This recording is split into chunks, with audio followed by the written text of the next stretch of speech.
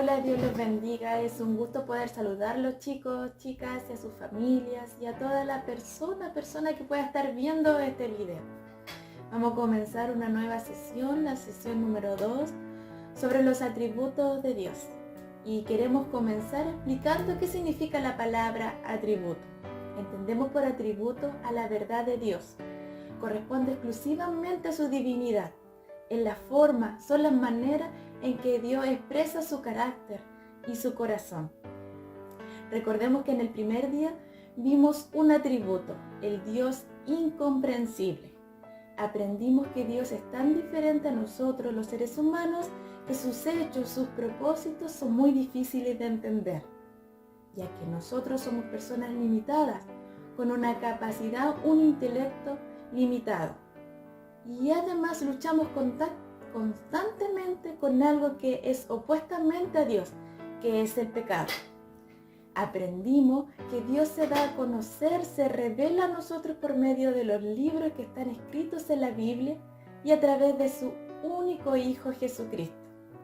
Pero aún así, insistimos que es muy difícil llegar a comprender en su totalidad a nuestro Dios. En Eclesiastés 11:5 nos dice este autor que existe una ignorancia humana en el obrar de Dios. ¿Cómo se formó el viento? ¿En qué dirección va? No podemos comprender cómo Dios crea una nueva criatura, un nuevo ser en el vientre de su madre. En Isaías 55, en el versículo 8 y 9, Dios nos dice que sus pensamientos y acciones sobrepasan nuestra capacidad humana.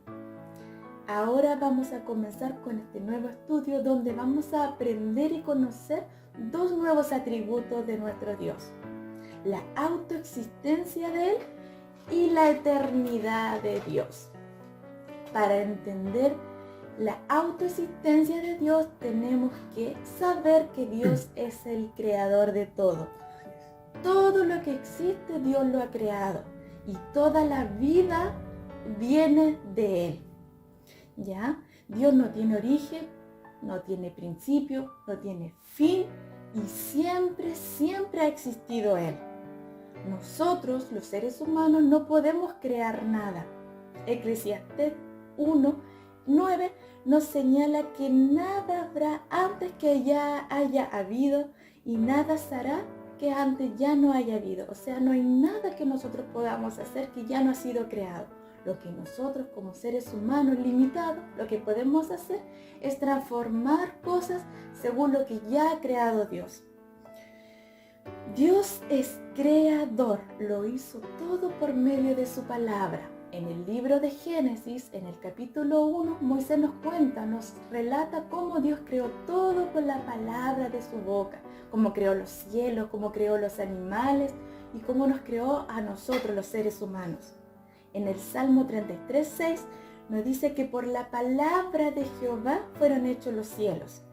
Y después continúa diciendo en el versículo 9 que porque Él dijo, fue hecho. Él mandó y existió. ¡Wow! Vemos que Dios es creador y lo hizo con un propósito maravilloso. En el libro de Isaías, este profeta nos dice en el capítulo 45, versículo 18, que Dios hizo el mundo para ser habitado y lo hizo para que nosotros lo habitáramos. Y la pregunta que nos queda es, ¿quién creó a Dios? Y la respuesta que podemos encontrar en la Biblia es que nadie lo ha creado, ya que Él es eterno. Él está desde el principio, permanece para siempre y vivirá para siempre. ¿Qué significa que Dios sea eterno? Este es uno de los atributos más asombrosos de Dios, uno de los muchos que lo distinguen de su creación, es su existencia eterna. Él es sin fin y sin comienzo. Él está antes de todas las cosas y permanecerá cuando todas las cosas ya dejen de existir, como lo dice el Salmo 102, 25 y 27. La eternidad de Dios no significa simplemente que Él haya existido o existirá un número indeterminado de tiempo, ya que nosotros vivimos bajo ese cálculo. Él está por sobre eso. Él no tiene edad, ha existido y nunca ha cambiado. Ninguna otra persona o cosa creada comparte este atributo con Él. Nosotros somos por un momento, pero Él es para siempre. Los nombres dados a Dios en las siguientes escrituras nos enseñan acerca de su eternidad. Como lo dice en Éxodo 3:14, yo soy el que soy. En esta conversación el Señor se presenta así a Moisés para mostrar que Él no tiene inicio y no tiene fin, que Él está por sobre los dioses que esta gente adoraba en esos tiempos, y para expresar que Él es autoexistente, que de Él salen todas las cosas. Isaías 40:28 habla acerca del Dios eterno. En la visión de Daniel 7, versículo 9, el anciano de días. Y Apocalipsis 1:8 nos habla del alfa y el omega. Estas palabras, el alfa y el omega, son letras del abecedario griego. El alfa es la primera letra y omega es la última. En esta parte, Dios se le presenta como sin tener un antes y sin tener un después. En la Biblia no solo encontramos nombres de Dios que demuestran su eternidad, además también vemos que nos enseña la naturaleza eterna de Dios y su relación con su creación. En los siguientes versículos veremos algo acerca de esto. La eternidad de Dios y la transitoriedad del hombre. En el Salmos 90, versículo 2 al 4, habla acerca de cómo nosotros tenemos un inicio y morimos, pero Él siempre permanece. Como Él estuvo antes de la creación, como la creación pasa y Él permanece. Dios es eterno y con un corazón por los quebrantados. Esto lo podemos encontrar en Isaías 57:15, en donde el Dios Altísimo, quien vive en santidad y en eternidad, está en ayuda de aquellos hombres y mujeres con un corazón quebrantado. Su reinado eterno y poderoso sobre las naciones. Eso lo podemos encontrar en Jeremías capítulo 10, versículo 10, en donde Dios reina por la eternidad y que su reinado instaurará juicio sobre las naciones. Su eternidad nos da confianza y compañía. Esa es una de las cosas que nosotros podemos encontrar en este atributo. En Mateo 28, versículo 20, uno de los muy conocidos, en donde Jesús le habla a los discípulos que Él estaría con ellos hasta el fin del mundo, en el discipulado de las naciones. La adoración eterna.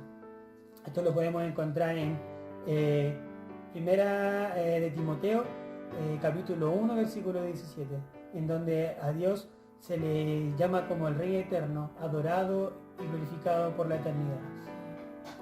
Otro punto importante que debemos conocer y entender también es que erróneamente se ha enseñado que bajo el argumento de que Dios es eterno, se afirma que Él vive en soledad.